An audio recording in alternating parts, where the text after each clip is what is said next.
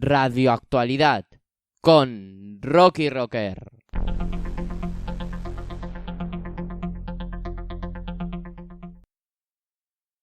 Hoy en Radioactualidad hablamos de la confesionalidad de Estado y de los privilegios que tiene la Iglesia Católica en nuestro país. Para ello vuelve a Radioactualidad Carolina, que ya estuvo en el programa en el que hablamos de la Olimpiada Popular y los mitos del franquismo. Si no lo has escuchado, te recomiendo que te pases por la web radioactualidad.com y lo escuches. ¡Empezamos! ¿Quieres tener a la iglesia contenta? Esto es muy fácil, declara la renta. Marca una X como en las quinielas, hazla aunque sea por Rouco Varela. Irse hasta Suiza para evadir impuestos, menuda patraña. Nosotros tan lejos no hemos de ir, podemos hacerlo en España. Y tú también puedes hacerlo. El artículo 16 de la Constitución española recoge la confesionalidad de Estado, es decir, ninguna confesión tendrá carácter estatal. Los poderes públicos tendrán en cuenta las creencias religiosas de la sociedad española y mantendrán las consiguientes relaciones de cooperación con la Iglesia Católica y las demás confesiones. La confesionalidad es no reconocer oficialmente ninguna religión. El laicismo, por el contrario, es rechazar la participación de la religión en el Estado. Manuel Azaña afirmó en un discurso en 1931 que España había dejado de ser católica, lo que quedaba un poco alejado de la realidad para la época. En la actualidad, los datos indican una reducción desenfrenada del número de cristianos. Según datos del Pew Research Center de 2018, un 92% de los adultos españoles había sido criado en el seno de la religión, pero solo el 66% sigue profesándola en su edad adulta. Si España se dice aconfesional y el número de cristianos está disminuyendo, ¿por qué en España sigue tan presente? ¿Dónde se ve su influencia? El ejemplo más claro es el calendario vacacional, cuyos festivos coinciden con la Navidad, con la Asunción de la Virgen, con el Día de Todos los Santos, con la Inmaculada Concepción y con el Viernes Santos, entre otras celebraciones de incuestionable carácter católico. ¿A qué se debe esta relación? Esto se debe al tercer punto del artículo 16 de la Constitución, que permite la cooperación del Estado con las distintas religiones. Unos meses después de haberse aprobado la Constitución, ya se había llegado a un acuerdo con la Santa Sede, donde se recoge que estos días sean festivos. Sin embargo, el acuerdo con las religiones minoritarias no llegó hasta 1992. Llegando a este acuerdo tan tarde, se puede decir que el Estado priorizó al cristianismo frente a las otras religiones. Además, mientras que los católicos tienen sus festivos garantizados, los que practican otras religiones tienen que pactarlos con la empresa para la que trabajan. Otro ejemplo de confesionalidad en el Estado español fue cuando hace 2 años, en Semana Santa, el Ministerio de Defensa ordenó que sus banderas ondeasen a media asta. Otro punto a tratar son los privilegios de la Iglesia Católica. Los acuerdos de 1979 comprometen al Estado a garantizar el adecuado sostenimiento de la Iglesia. Y aunque entre sus preceptos anima a que la organización religiosa persiga su propia autonomía financiera, lo cierto es que, transcurridos más de 40 años del pacto, la Iglesia sigue dependiendo sustancialmente de los recursos estatales. ¿Cuánto reciben los obispos de las arcas públicas?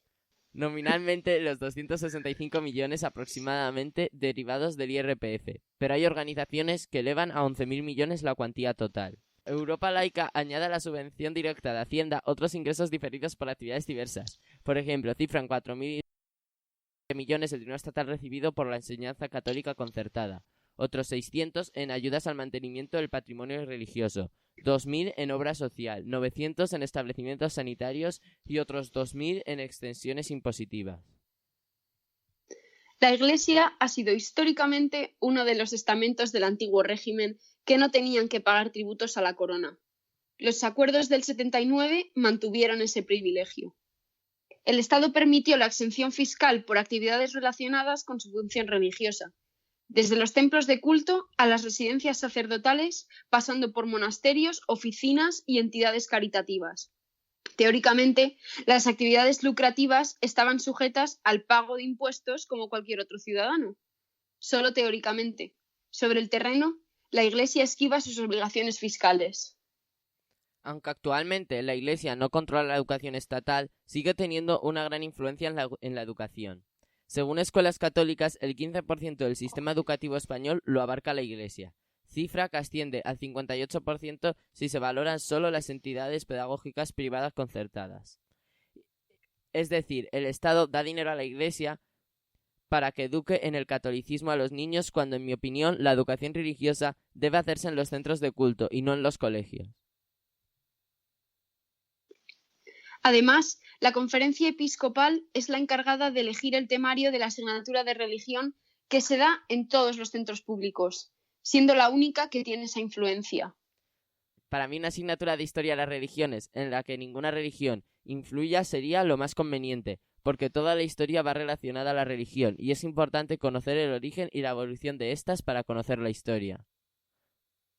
Ahora damos la bienvenida a Santi para añadir el punto de vista de un antiguo estudiante en un colegio religioso y miembro de una cofradía. Bienvenido, Santi. Buenos días, gracias por estar aquí, por haber contado conmigo. Decir que es la primera vez que hablo en una cosa de estas, así que pido disculpas ya desde el principio. Y nada, cuando queráis. Bueno, para empezar, ¿estás de acuerdo con que los festivos nacionales coincidan con los de la religión católica? Bueno, o sea, yo creo que esto tiene, o sea, muchas de las cosas que habéis dicho, no, o sea, pueden ser verdad, pero yo creo que tienen más trascendencia que mirarlo solo en la actualidad. Entonces, por ejemplo, lo de los festivos, bueno, es que España ha sido católica, o la mayoría de los españoles han sido católicos, pues mucho tiempo, ¿no? Entonces, las fiestas nacionales han concordado, no ahora, sino de toda la vida, con los festivos cristianos o católicos, ¿no? Entonces, pues la Natividad, por ejemplo, la Navidad es una fiesta católica, pero que también se celebra como fiesta o el 1 de enero, también se puede considerar como una fiesta católica, pero también es una fiesta civil, ¿no? ¿No crees que eso debería evolucionar con el paso del tiempo? Porque en el siglo XXI las cosas han cambiado y a lo mejor se tendría que respetar más la diversidad y no hacer que todos los festivos coincidan con los de la religión católica. Sí, pero también hay que tener en cuenta que estamos hablando los festivos de un país. Entonces, el país, aunque evolucione el país, también tiene unas tradiciones, unos valores, una cultura que no tiene por qué ser mala, ¿sabes? O sea, al final, la cultura en la que nos estamos moviendo, que es la cultura occidental, tiene 3 pilares fundamentales. Yo diría que uno es la filosofía griega, el derecho romano y luego el judaísmo o cristianismo, especialmente el cristianismo. Entonces, el cristianismo tiene una serie de valores, predica una serie de cosas que es como entendemos hoy en día el mundo. O sea, la mayoría de los derechos humanos los lleva promoviendo el cristianismo desde el minuto cero, desde que surgió, ¿no? Entonces, si ahora entendemos el mundo como lo entendemos, pues, es en gran parte gracias al cristianismo. Y el cristianismo ha denunciado, pues, la desigualdad, en temas de raza, de sexo y de todo. Si entendemos el mundo como es hoy en día, que aún falta mucho por mejorar, no digo que no, pero es principalmente gracias al cristianismo. La Revolución Francesa, por ejemplo, proclama libertad, igualdad y fraternidad. Bueno, pues Jesucristo ya decía eso en el año 30. ¿Crees que la religión se debe enseñar en los colegios o en los centros de culto? Bueno, para empezar, o sea, es que yo creo que en los colegios no solo se debe enseñar una serie de conocimientos, porque el colegio también, según mi opinión, tiene que también aportar a los alumnos una serie de valores, aptitudes y metodologías que tal vez en casa no te pueden enseñar, pero por supuesto, si alguien no quiere que su hijo reciba religión, que ese alumno no tiene por qué recibirla, Pero si el padre quiere, ¿por qué no va ese alumno Sí, a tener?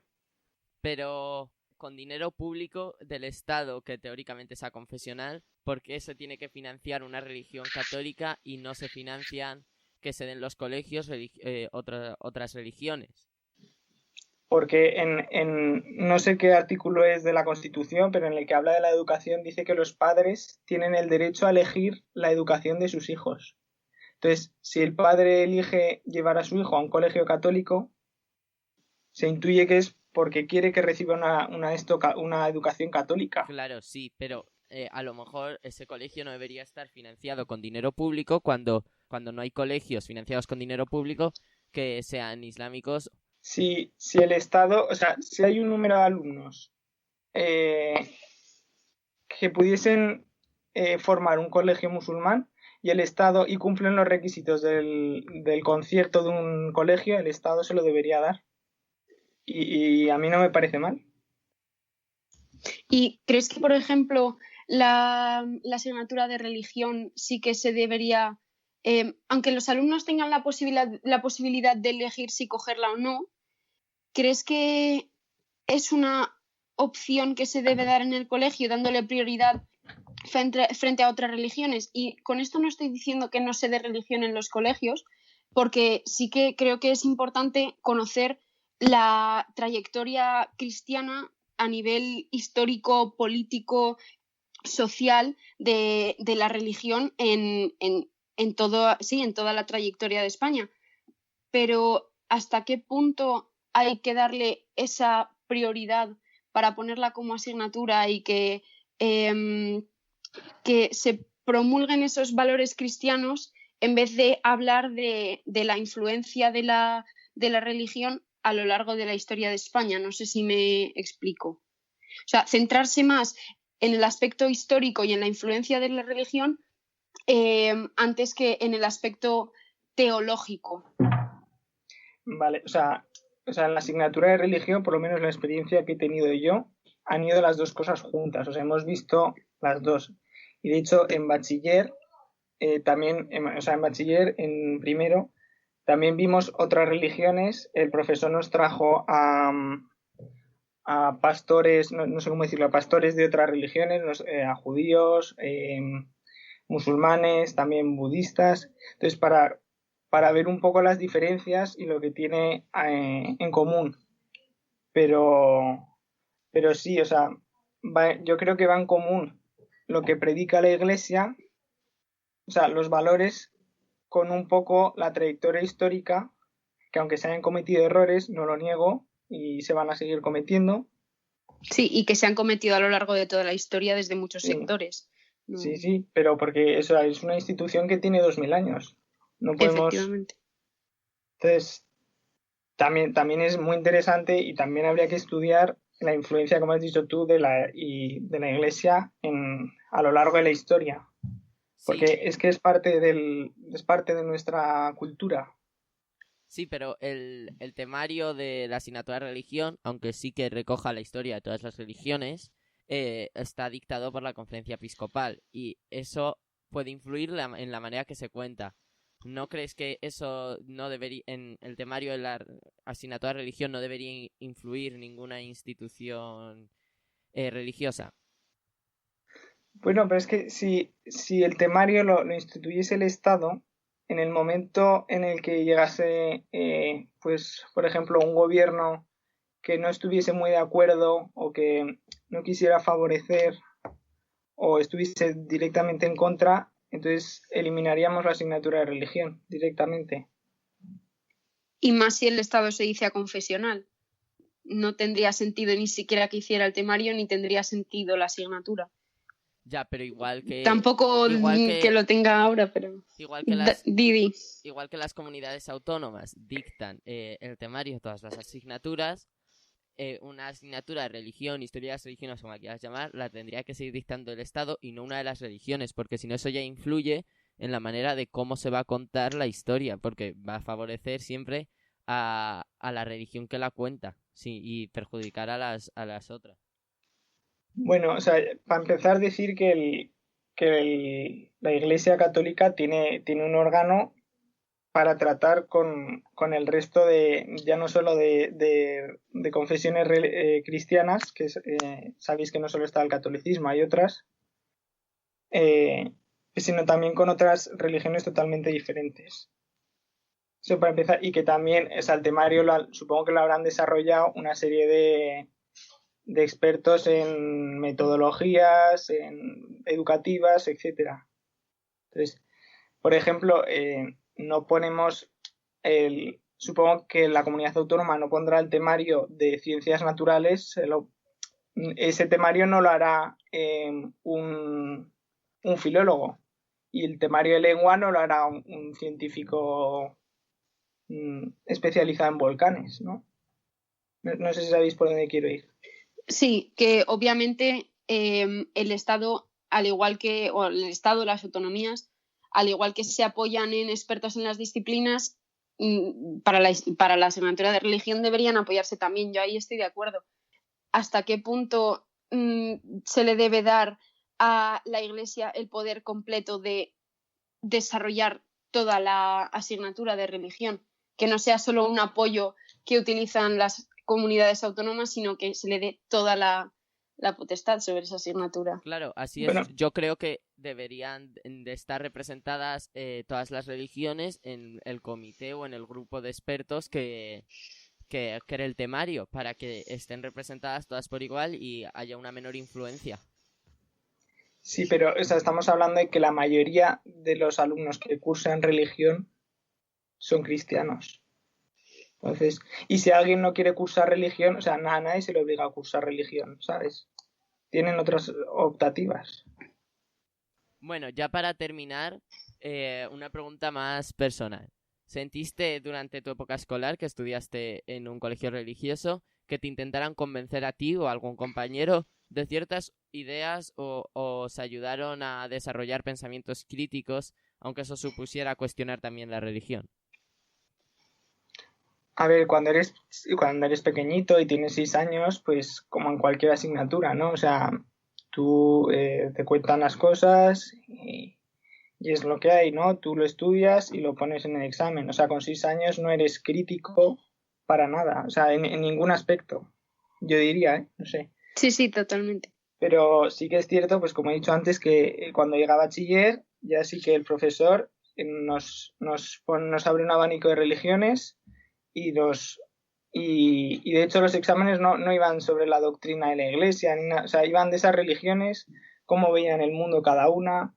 O sea, yo no me he sentido coaccionado en ningún momento, ni yo, ni ninguno de mis compañeros, diría yo.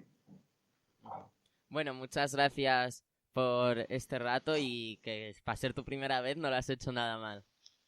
Gracias a vosotros. Esto es todo por hoy. Suscríbete en radioactualidad.com para recibir un aviso cuando publique un nuevo programa. Hasta la próxima. Cuando veas a una atea que alardea de no creer, tú mírale a la cara y dile que la puedes comprender. Pero si sigue y persigue insultando a Dios y diciendo bobadas, entonces mírale a la cara y dile que tú mucho beber, mucho fumar, mucho sexo, mucho besito chica con chica, mucho me cago en Dios, pero tú estás bautizada, y tú, y probablemente tú, y probablemente tú. Yo ya no me enfado porque en realidad cojo y lo pienso, que este ignorante amargado también nos sirve para engrosar el censo. Mira pero qué bonitas que son las nuevas túnicas, tranquilos que hemos comprado un montón, pagan las arcas públicas. Y tú, y también las pagas tú. Y tú, y también las pagas tú. Para profesores de la religión, 300 millones no vendrían mal. Bendito acuerdo, colaboración, bendito estado a confesional. Con esta canción yo no quiero ofender ni a mis hermanas ni a mis hermanos, pero si alguien no quiere creer, puede comerme mis huevos cristianos. Y tú también puedes comérmelos tú. Y tú también puedes comérmelos tú. ¿Quieres tener a la iglesia contenta? Esto es muy fácil, declara la renta. Marca una X como en las quinielas, hazla aunque sea por Rouco Varela. Irse hasta Suiza para evadir impuestos, menuda patraña. Nosotros tan lejos no hemos de ir, podemos hacerlo en España. Y tú también puedes hacerlo tú. Y tú también puedes hacerlo tú. Y tú también puedes hacerlo tú. Y tú también puedes hacerlo tú.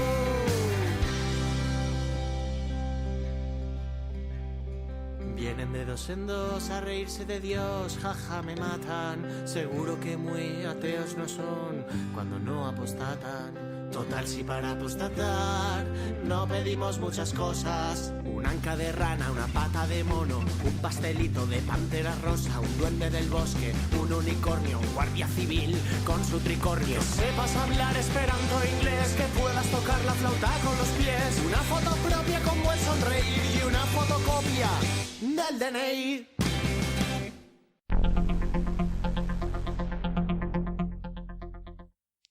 Radioactualidad con Rocky Rocker.